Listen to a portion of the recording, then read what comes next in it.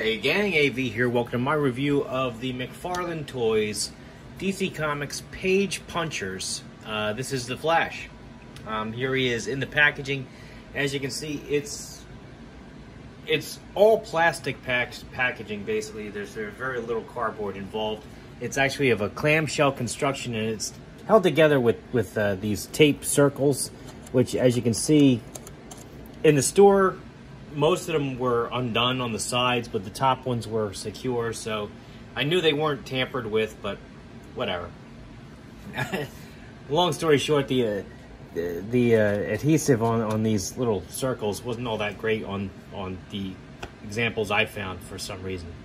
I also, ahead of time, just removed the book just to make sure that everything was fine with it.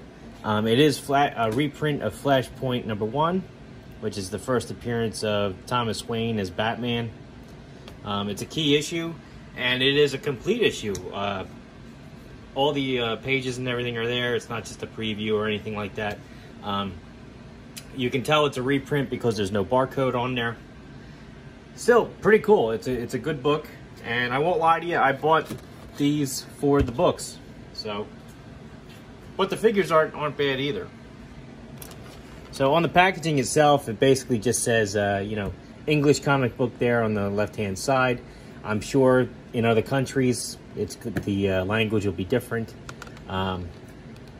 Page punchers down there at the bottom, the Flash, DC Comics, some legal stuff, the actual figure himself right there.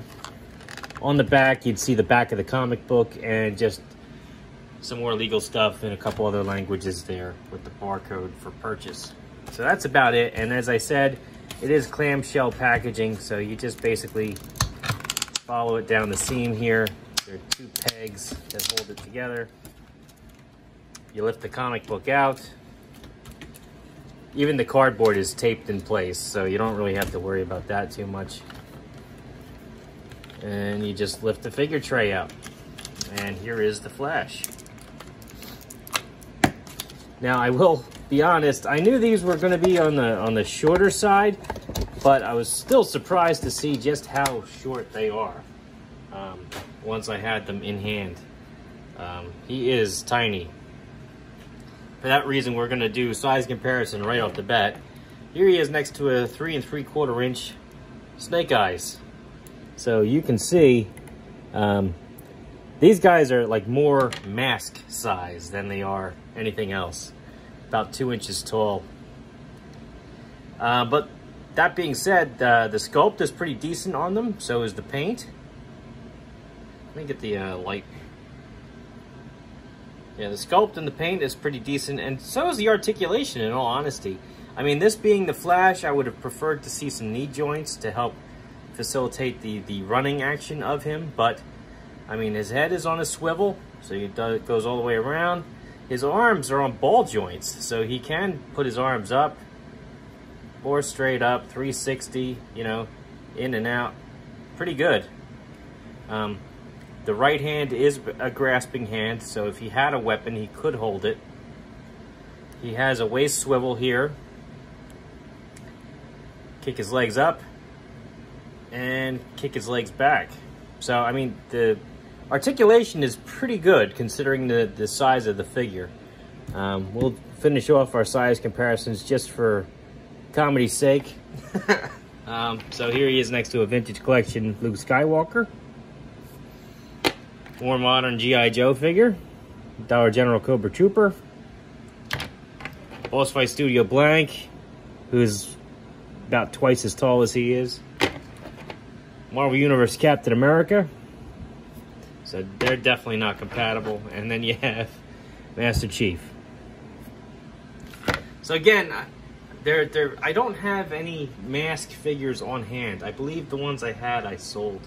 But I do think that he is going to measure up quite well with mask figures and vehicles. But unfortunately, he's not going to scale well with anything else. That being said, I did purchase this for the comic book. It was a $10 purchase, which in my opinion is not that bad at all. You do get a figure which would look great on your desk at work. and he's articulated enough that you could mess with him just a little bit while you're on the phone with somebody, for example, and then put him back. The comic book is a good read, and in my opinion, collectible, because memory shows that sometimes key issues, when reprinted and then packaged with toys, end up being more valuable than the original. Case in point, Spider-Man 2099. That issue that came with the Marvel Legend is actually more valuable than the standard direct edition. So, in other words, you know, I think $10 is a good buy, and it's a good read. I think the price point is perfect for these things. And if you see them in your store, I do suggest you get them if you're interested. This has been AV. This has been my review of the Page Punchers The Flash figure from McFarlane Toys. Be sure to check out my channel where I review mostly 1/18 scale stuff, but other stuff as well, as you can see. I also do comic book unboxings and haul videos, mostly CGC stuff as well. Check out the video description where you can find links to my eBay, my Whatnot, and my Shortboxed pages to see what I have for sale, as well as my social media accounts and the Plastic Underworld website, which is where I do find a lot of my action figures. So, that being said, this has been AV.